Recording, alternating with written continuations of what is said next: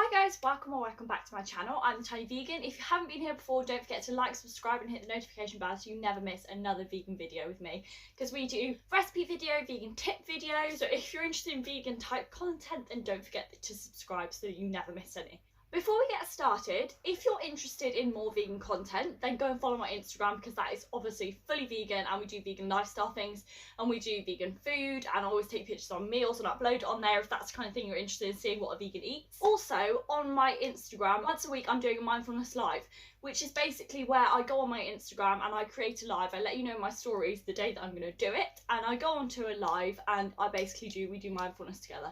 So whether that's meditation or gratitude journaling or vision boards, anything like that, if that is the kind of content you'd like to see, my Instagram's the place to follow, because I do that once a week for like 10-15 minutes. So it's very achievable and it's very realistic that you can sit there for 10-15 minutes. So if you're interested in that, don't forget to follow me on Instagram so you don't miss those lives. Today's video is a Lidl haul.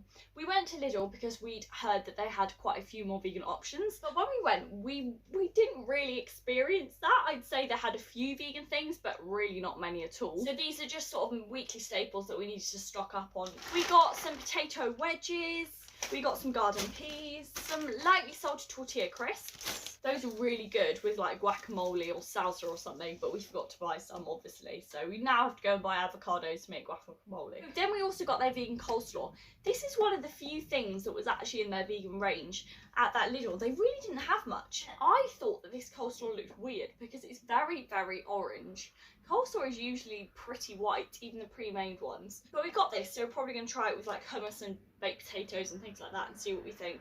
But I hadn't seen that there before, in fairness. Big bag of onions. We got some seeded tortilla wraps. Those are really good with the Linda McCartney's, I think they're called Southern style chicken nuggets or something like that. If you put that in a wrap with mayonnaise, sweet chili and like peppers and cucumbers and then dip it in hummus, it's honestly the best thing ever. Like, oh, those Linda McCartney Southern style nuggets are just something else. If you haven't tried them, you have to. Then we got some mixed peppers, pickled gherkins, some baked beans, some celery, because I feel like that literally goes in any meal and just box out so well. We got a big butternut squash, which was, I want to say like 99p, so considering it's like a massive butternut squash, that's really not bad. We got some potatoes, some oaties, these are really good, and most of the time the oaties are vegan, and even the hobnobs, like the actual real ones, are vegan, and the chocolate chip ones are too, but not the chocolate coated ones. Got some long grain brown rice, got some tomato ketchup.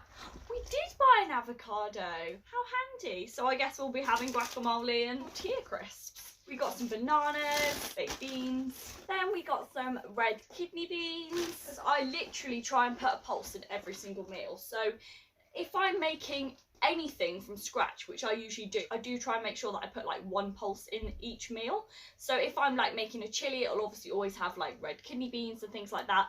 If I'm making like a tomato pasta, I tend to put red lentils in, make it more like a lentil ragu. I just try and add in a pulse or a legume every place that I can, because they're just so packed full of protein and they're just so good for you, and they really fill up a meal as well, so they can make you feel so much more satiated and fuller for longer. So if you can get by really cheap pulses, which you can, especially from Aldi and Lidl, they are very, very affordable, then just putting them in every meal, especially if you're transitioning from meat to veganism and you're struggling to get your protein in, just put pulses in every single meal and you will be fine. And if not, there are some really good vegan protein powders out there if that's what you want to resort to. Like, there actually are some really good ones. My boyfriend got me one for my birthday, which was the pulse-in one, and because it's an unflavoured, it means that you can literally add it to everything. Like, you can put this protein powder in soups and curries and things, because I like having, like, you know, you can get the My Protein powders, which are like chocolate flavoured, and then you have to have it as a shake and drink it. If you get a unflavoured one, completely bland protein powder, which is what this one is, you can put it in all your savoury meals as well. We got this freeway lemonade, and last of all we got this chunky nut crisp cereal, which I was very surprised that this is vegan, because if you guys ever had that, I think it's called Jordan's, they do this really nice chunky nut cereal. Oh, it's so good. I used to have that when I was younger, but I swear that has honey in it. I might be wrong. I need to double check, but it's actually reasonably expensive. That's why I don't get it. But I looked at this in Lidl and it actually doesn't have anything in it. It doesn't have honey in, which is usually the thing to look out for with granola. Like 80% of granola, unless it's marked vegan, will always have honey in.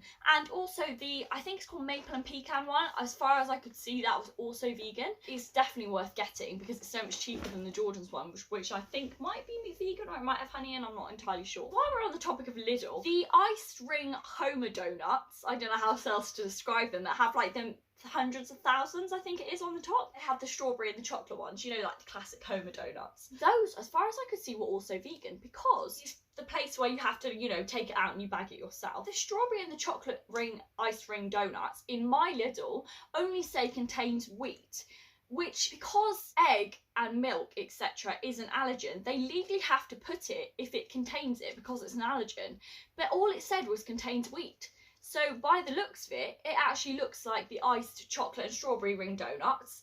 In my Lidl, it might be different from yours, so always have a look. It actually looks like they may be vegan. I did try them because I was like, what, it says contains wheat, and they have to legally put it on there if it contains anything other than just wheat. And they're really good. I haven't had an ice ring donut like that for absolutely years. I mean, they're 25p per donut, so really you can't complain. Let me know in the comments section or on Instagram if you've tried them and what your opinions are on them as well. I mean, I know some people try and stay away from things which aren't labelled vegan, and they say that that means it isn't vegan, but obviously, as you can see, I don't agree with that. I think that definitely accidentally vegan things are fine for vegans to eat. I hope you all enjoyed today's video. If you did, don't forget to like, subscribe and hit the notification bell so you never miss another video. I hope you all have a lovely day, a lovely week, and I will see you in the next one.